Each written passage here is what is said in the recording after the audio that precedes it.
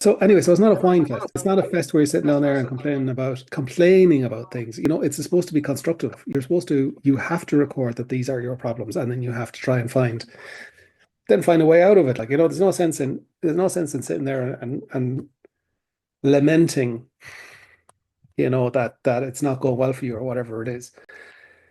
You should obviously acknowledge that if you are having a tough time, you're having a tough time because that's going to affect your trading, your self-confidence, your lifestyle, all that kind of stuff. So, but it's not a whine fest. I wrote down a few things I thought there should be in trading journal. One is, what type of day is it? Like, what's the action? What was the action on that day? Like, was it up, down, or sideways? Like, I'm much worse in a sell-off than I am in an uptrend. I'm great in chop. So they're two-thirds of the action I'm fine in, and one-third of the action I'm not good in. And I wouldn't know that if I didn't journal it.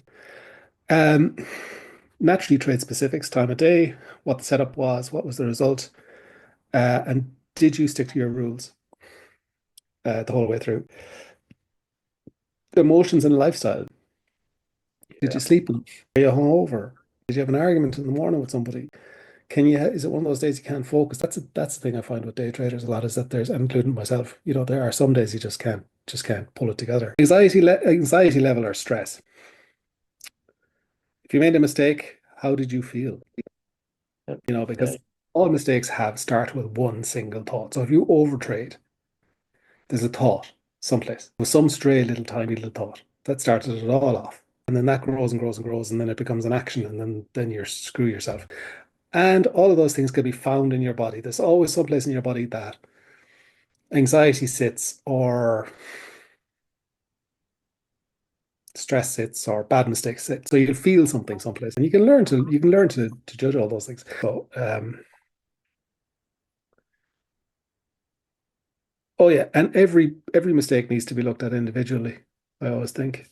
So you have to look at that, because what can happen is you get really lazy and you just go, overtraded again. Tick. But you have to look at why. You're not learning. And I think goals, I mentioned, Mm. you should have a daily goal, weekly goal, some sort of goal in it, because you're always trying to improve something, and the goal should be what you're trying to improve or do. Yeah. This week I will stick to this rule. This week I will not stick to this rule, or this week I will trade, Yeah. increase my size by 20%, whatever.